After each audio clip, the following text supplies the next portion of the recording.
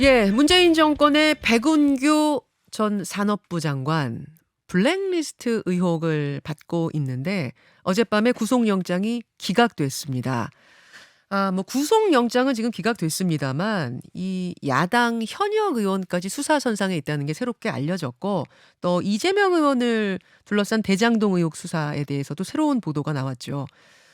자, 지금 야당에서는 정치 보복이 시작된 거 아니냐 하면서 사법살인 이런 단어까지 나오기 시작했습니다. 상황을 총체적으로 좀 짚어보고 싶어서요. CBS 사회부 법조팀 김중호 기자를 초대했습니다. 어서 오세요. 네, 안녕하십니까.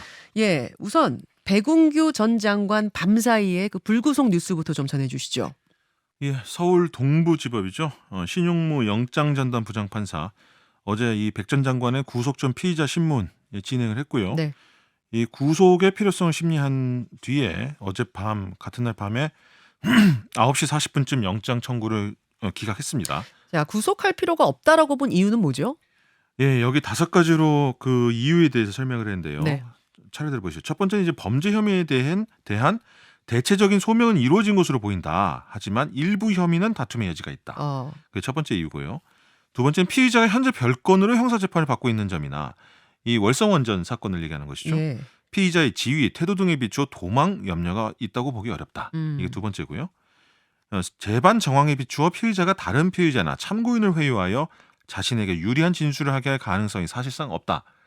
사실 이 부분이 어떻게 본다면 만약에 영장이 발부된다고 한다면 네. 아마 발부 그 사유 중에 가장 큰 사유가 되지 않을까 이렇게 예상이 됐었는데. 말 맞추기 뭐 이런 거. 예, 근데 그럴 염려는 없다라고 본 거예요, 법원이. 그렇습니다. 이제 재판부는 일단 그 부분에 대해서는 그런 가능성이 없다 이렇게 판단을 했네요. 수사기관에 상당한 양의 객관적 증거가 확보되는 등 피해자가 추가로 증거인멸을 할 우려가 있다고 보기 어렵다. 네. 그러니까 이미 필요한 증거는 다 확보한 것으로 보인다. 이제 이런 설명입니다. 예. 마지막은 피의자에 대한 추가 수사가 불가피한 상황에서 피의자가 구속된다면 피의자의 방어권 행사에 심대한 영향이 있을 것으로 보인다. 첫 번째하고 좀 연결이 되는 부분이죠. 왜냐하면 이제 일부 혐의가 다툼의 여지가 있다고 했으니까 거기에 대한 방어권을 보장해주겠다. 이런 설명입니다. 3년 전에 동부지검이 그 환경부 블랙리스트 김은경 전 환경부 장관 구속영장 기각했을 때 예.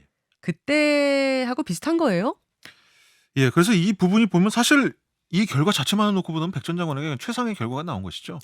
그렇지만 이제 이 재판부, 영장전담 재판부의 이 소명을 보게 되면 마냥 좋아할 수만은 없다라는 그런 해설도 나옵니다. 왜요? 구속은 일단 안 됐는데. 가장 꺼림칙한 부분이 첫 번째죠. 범죄 혐의에 대한 대체적인 소명은 이루어진 것으로 보인다. 잠시만요.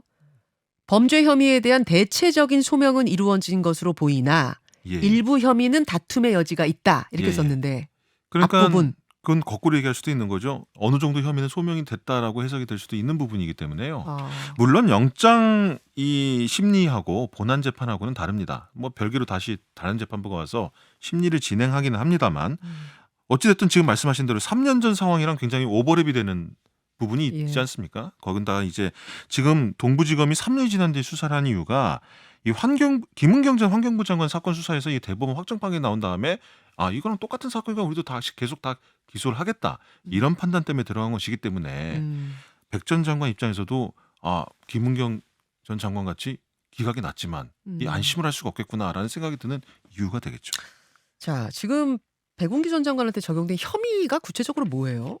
한마디로 말씀드리면 인사에 있어가지고 나가지 않으려고 전 정권이 임명한 산하기관 단체장들이 나가지 않으려고 하는데 영향력을 행사해서 압박을 해서 나가도록 했다. 이제 이 혐의가 되는 거죠. 사퇴 종용, 사퇴 압박. 그래서 문재인 정부 집권 초기입니다.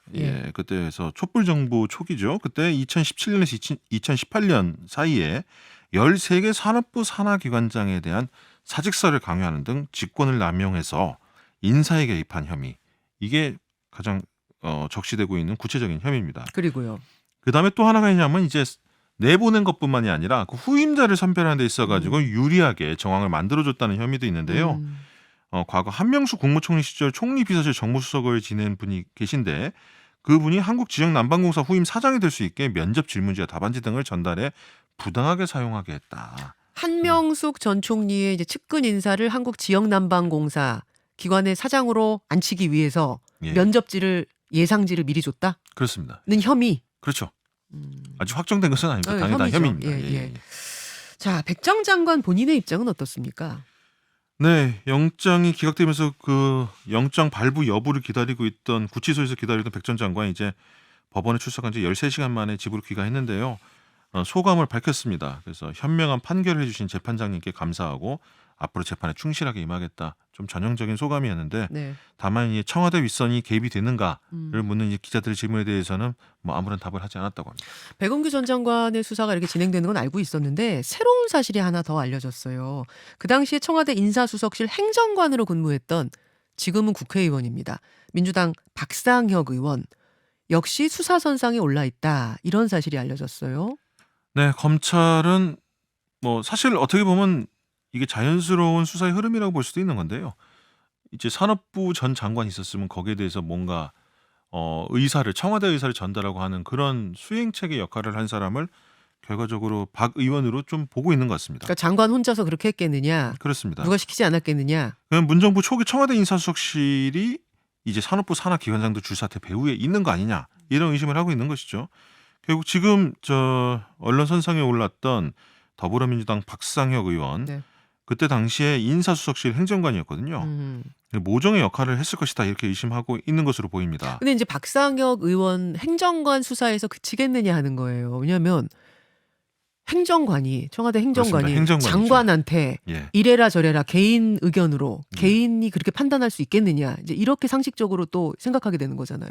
그렇습니다. 그렇기 때문에 지금 검찰에서도 그 부분을 강하게 의심을 하고 있는 것이고요. 또 그런 행정관 위에는 당연히 누군가 지시자가 있을 것이다라는 그런 생각을 하고 거기에 대해서 수사에 초점을 맞추고 있는 것이죠. 행정관 위에는 비서관 있는 거고 예, 예. 비서관 위에는 수석이 있는 거고 인사수석 예, 예, 수석 그렇습니다. 위에는 대통령 비서실장이 있는 거고 그렇습니다. 그 위엔 대통령이 있는 거잖아요. 예. 거기까지도 이제 그 명령 체계를 보게 되면 당연히 이제 그런 수순을 가게 되는 거고요. 다만 이런 의사 강압적으로 내보겠다는 의사를 어디서 결정을 했는지를 밝혀내는 것이 지금 현재 검찰 수사의 목적이겠죠. 자, 그래요. 이렇게 되자 이제 야당에서는 이거 윗선 청와대 누구를 조준하고 있는 거냐? 이거 보복 수사 시작된 거 아니냐? 이런 반발이 나오기 시작한 거죠. 네, 그렇습니다. 지금 뭐 야당 쪽에서 여러 가지 해가지고 지금 반응이 좀 나오고 있습니다. 그래가지고 우상호 위원장이 비대위원장. 비대위원장이 어제 보니까 예정하지 않았던 기자 간담회를 가졌다고 해요. 네네. 그래서 그 기자 간담회에서 음. 윤석열 대통령 향해서 한마디 말을 던졌습니다. 결국 그렇게 안 간다고 약속했던 분이 이제 시작을 하고 있는 것 아니냐.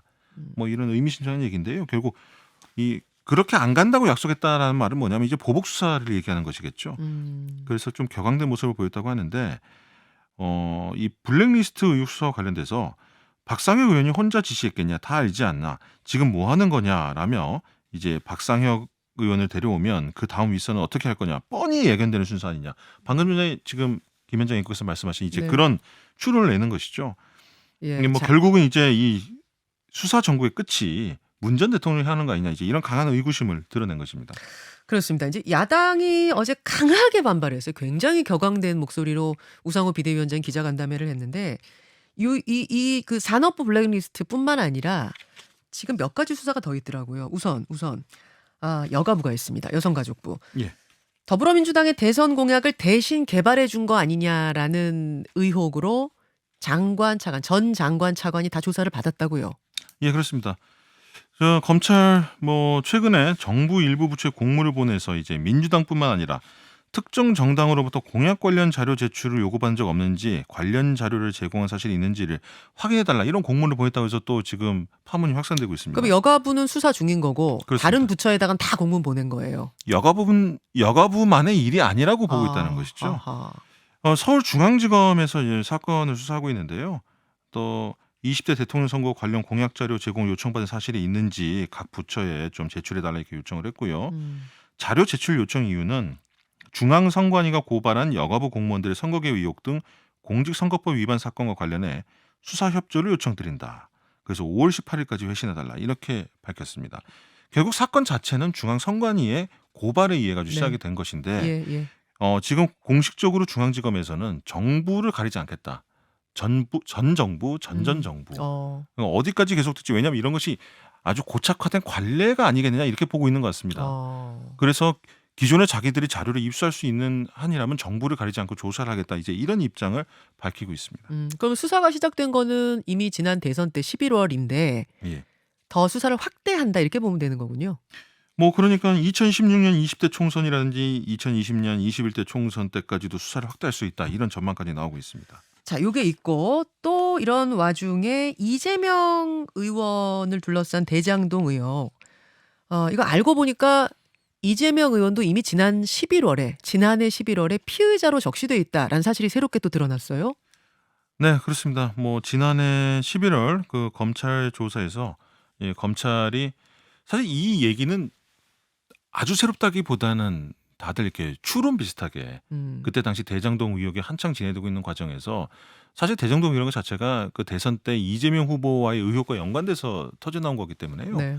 결국 그 와중에 끝에는 이재명 후보가 당시 후보가 있었고 거기에 대해서 수사를 하지 않겠냐 이런 소문들은 많았었죠. 소문들은 많았는데 여태까지 아무도 몰랐던 거잖아요. 그렇지만 확인이 되지 않았습니다. 어. 왜냐하면 이제 지금 부산고검검사로 발령이 났죠. 그 김태훈 전 서울중앙지검 4차장이 특별수사팀을 맡아서 했는데 당시 민감한 대선 기간이었고 또 대선 향방을 좌우할 만큼 민감한 사안이었지 않습니까? 그러다 보니까 수사 보안이 최우선시됐고 또 뭐 기자들의 단순 취재 질의에 대해서는 답변도 전혀 없었던 상황이었어요. 예. 그렇기 때문에 뭐 지금 현재 의원이시죠, 국회의원이시죠. 이 의원에 대해서 뭐 수사를 했느니 안 했느니 아니 어떤 혐의에 대해서 뭔가 수사를 한 적이 있느니 이런 거에 대해서 전혀 답변이 없었기 때문에 확인을 할 수가 없었죠. 전혀 그러니까 질의응답도 없을 정도로 철저하게 보안이 유지됐었다. 그 사실상 얘기네요. 뭐 질문과 응답이 거의 없었다고 보시면 될 것 같아요. 이재명 의원 본인도 몰랐을까요? 그랬을 가능성이 커 보입니다. 왜냐하면 검찰이 법리적 필요에 의해서 서류에서 뭐 이 의원을 피의자로 적시를 한 정도 수준이고요. 물론 이제 수사하려면 혐의를 상정해야 되지 않겠습니까? 네네. 그래서 혐의를 상정하고 이를 위한 기초조사를 광범위하게 이 성남 도계공과 성남시 인사들을 소환해서 조사하긴 했습니다. 하지만 이제 수사에 착수한 지 6개월이 지금 이제 넘어가고 있는데 현재까지 이 의원 쪽을 소환하거나 뭐 서면 조사조차 이제 시도한 그런 흔적이 없던 것으로 이제 확인이 되고 있기 때문에 그렇게 된다고 하면 본인은 뭐 모를 수도 있는 것이죠. 이 부분에 대해서. 여기에 대해서 어제 이재명 의원이 장문의 글을 SNS에 올렸어요. 어떤 내용이었죠? 그 검찰이 자신에 대해서 이 조사를 했다라는 부분에서 상당히 좀 격앙하는 그런 반응을 좀 보였습니다. 그래서 그 뭐 어저께 그 SNS에 올린 글을 저희가 보게 지금 되면요. 유튜브와 레인보우로 SNS를 그대로 보여드리고 있습니다. 뭐 좀 그 내용을 소개해드리면요. 검찰을 이용한 정치보복, 정치 탄압이 시작된 듯하다 이렇게 반응을 했고요. 또 단체장 누구도 안 하는 개발이익 환수를 저는 국힘의 방해를 뚫고 당초에는 확정이익 4,400억 원을 나중에는 1,100억 원을 추가 환수했다. 대장동 개발은 수사 대상이 아니다. 업적이다. 이런 취지로 굉장히 강한 톤으로 반발을 했죠. 예. 대장동 수사가 사실은 이제 시작된 지 꽤 오래됐는데 지금 도대체 어디까지 진행 중인 거야? 누구는 어떻게 된 거야? 잘 모르는 분들이 많아요. 예. 뭐 이재명 이번에 새로 확인된 그 이재명 의원에 대한 수사만 놓고 보자면 네. 사실 이 배임 혐의라는 게 자체가 입증하기 어려운 혐의인 것만은 분명해 보입니다. 혐의가 배임. 예, 이재명 의원에 적용된 그런 배임 혐의뿐만 아니라 배임이라는 혐의 자체가 그래서 일상적으로 이렇게 많이 들어보셨을 거예요. 횡령 배임. 예. 그렇게 이렇게 세트로 나오는 경우가 많거든요. 횡령은 횡령이고 배임은 배임인데 보통 세트로 가죠. 그게 왜 횡령, 배임. 그러냐면 보통 횡령을 갖다 많이 적용을 시키는데 횡령이 적용되지 않는다고 하더라도 이것은 배임이 될 수 있다. 이게 보조적으로 많이 쓰이는 건데 배임 혐의만 가지고 이렇게 혐의를 입증하는 경우가 흔하지는 않습니다. 그만큼 왜냐하면 어렵기 때문이죠. 그렇기 때문에 이 사건 자체가 지금 이재명 의원 측에서 주장하는 대로 확실하게 그 혐의가 입증될지 여부는 좀 더 시간이 지나야지 그 어떤 가닥이랄까요? 방향을 알 수 있을 것으로 보입니다. 여기까지 상황을 좀 전해 듣고 어제 왜 그렇게 정치권이 떠들썩했는지 상황을 좀 전해 듣고 2부에는 오늘 마침 월간 조응천이 있어요. 거기서 얘기를 더 나눠보기로 하죠. 수고하셨습니다. 네, 감사합니다. 김중호 기자였습니다. 김현정의 뉴스쇼는 시청자 여러분의 참여를 기다립니다. 구독과 좋아요, 댓글 잊지 않으셨죠?